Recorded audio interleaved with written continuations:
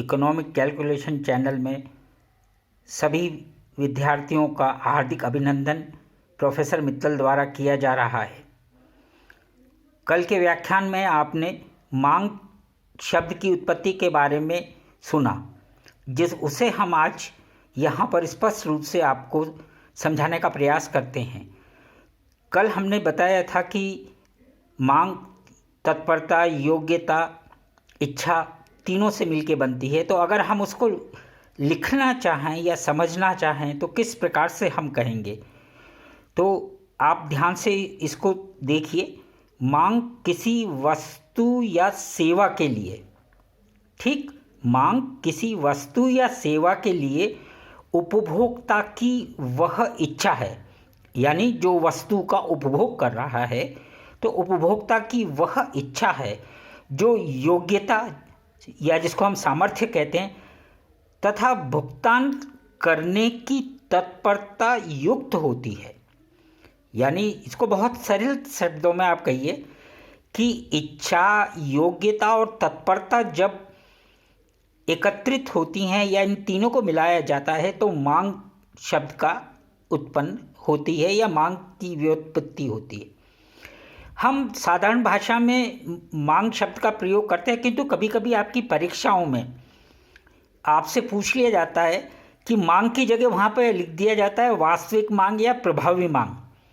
तो प्रश्न का उत्तर देने में विद्यार्थी संकुचित हो जाता है या भ्रमित हो जाता है। तो यहाँ आपको ये स्पष्ट होना चाहिए कि हम अगर मांग के संदर्भ में कोई बात कर रहे हैं या लिख रहे हैं तो मांग या वास्तविक मांग या प्रभावी मांग एक ही बात है।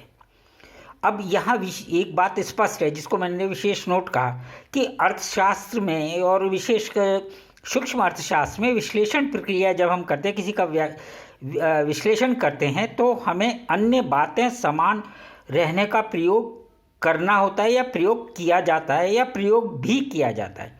यानी अन्य बातें समान रहना ये एक अनिवार्यता है या ये कहिए कि ये काल्पनिक दृष्टिकोण है जिसको हमें लेना होता है। अब प्रश्न वही आता है कि मांग शब्द को आपने देख लिया तो मांग के प्रकार कितने हो सकते हैं। इसके लिए आपको ये समझना होगा कि मांग के प्रकार हम कहाँ से निकालेंगे। कल मैंने आपसे बात करी थी फलन की, मांग फलन या साधारण फलन की बात की थी, जहाँ पे ये कहा गया था कि कारण और परिणाम के बीच में क्या संबंध स्थापित किया जाता है उसे ही हम फलन कहते हैं। तो उस फलन शब्द में अगर हम मांग को जोड़ दें तो क्या कहलाएगा, मांग फलन। अब फलन में हमने क्या कहा था, कारण और परिणाम। तो यहाँ पर हम फिर वही चीज़ आपको बताने की प्रयास करते हैं कि हमने मांग फलन बनाया। तो मांग फलन बनाने में हमने सांकेतिक रूप में लिखा dx = f और ब्रैकेट में क्या लिखा px py i t c। यानी कि dx इसको कैसे बोलेंगे, ध्यान से सुनिए।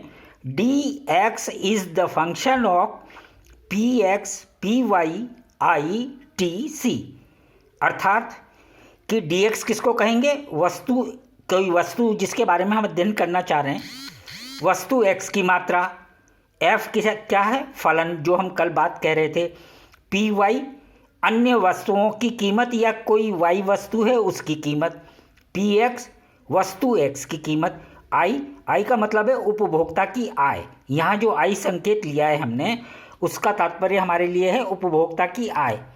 तो उपभोक्ता की आय से हमारा यहाँ तात्पर्य क्या है कि आप जो खर्च करना चाहते हैं किसी वस्तु या सेवा के उपभोग के लिए, तो उसको हमने क्या कहा, उपभोक्ता की आय। टी का मतलब उपभोक्ता का स्वाद या टेस्ट। अगर हम वस्तु x के संदर्भ में कर रहे हैं तो वस्तु x के लिए हम यहाँ कहेंगे। सी भौगोलिक परिस्थिति, जैसे भौगोलिक परिस्थिति ये है कि अभी आप गर्मी है तो आप जो है आइसक्रीम खाना चाहेंगे, सर्दियों में शायद आइसक्रीम नहीं खाना चाहेंगे। तो ये क्या है, भौगोलिक वातावरण, कि सर्दी में आपको ठंडी चीज़ नहीं पसंद आएगी जबकि गर्मी में आएगी, तो ये कहलाएगा भौगोलिक वातावरण।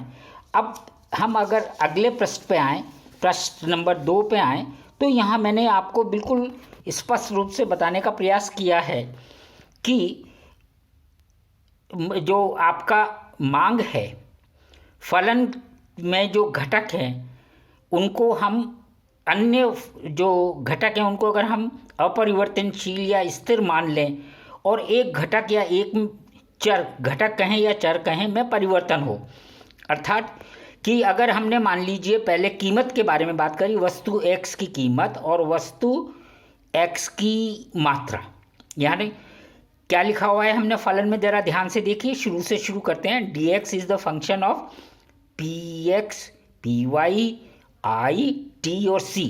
तो यहाँ पर मैंने देखिए अंडरलाइन किया है कि py, i, t और c, इसके आगे मैंने लिखा है अपरिवर्तनशील, यानी कि उनको हमने स्थिर मान लिया, यानी उनमें कोई परिवर्तन हम नहीं कर रहे हैं, क्योंकि हम मान के चलते हैं अन्य बातें समान रहने पर। तो जब ये समान हो गया तो केवल दो ही घटक आपके सामने रह गए, dx और px।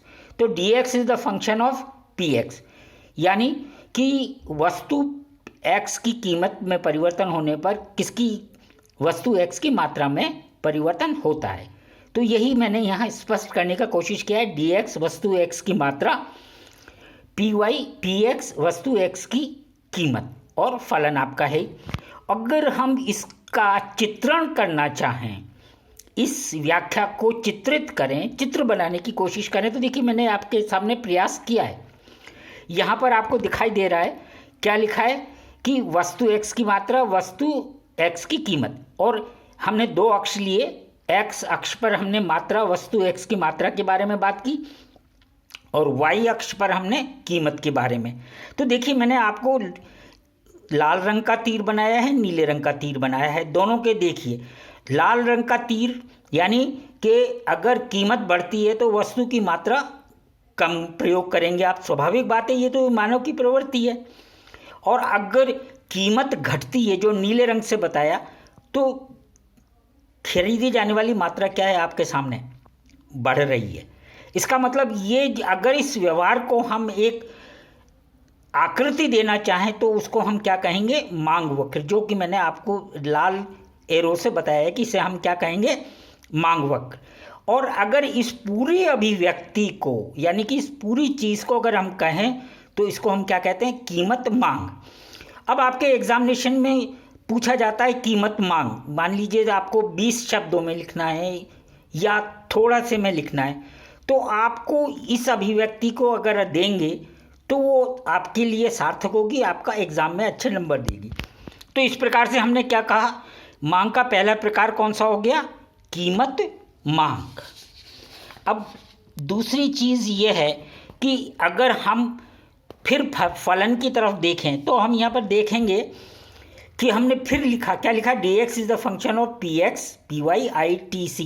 तो देखिए यहाँ नीचे मैंने अंडरलाइन किया है, तो py को छोड़ दिया है, px, i और t और c को, यानी इनको हमने स्थिर कर दिया। तो परिवर्तनशील कौन रहा, dx रहा और py रहा, अर्थात py यानी अन्य वस्तु या वस्तुओं की अगर कीमत में परिवर्तन होता है तो x वस्तु की मात्रा में क्या परिवर्तन होना चाहिए, इसके बारे में हम व्याख्या विस्तार से चर्चा करेंगे अपने तीसरे व्याख्यान में आने वाले वीडियो में।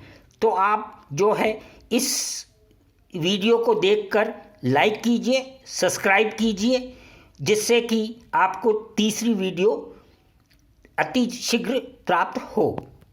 पुनः अपने इस इकोनॉमिक कैलकुलेशन चैनल को, प्रोफेसर मित्तल के चैनल को लाइक कीजिए, सब्सक्राइब कीजिए और अपनी जिज्ञासा को शांत करने का प्रयास कीजिए, जो कि अर्थशास्त्र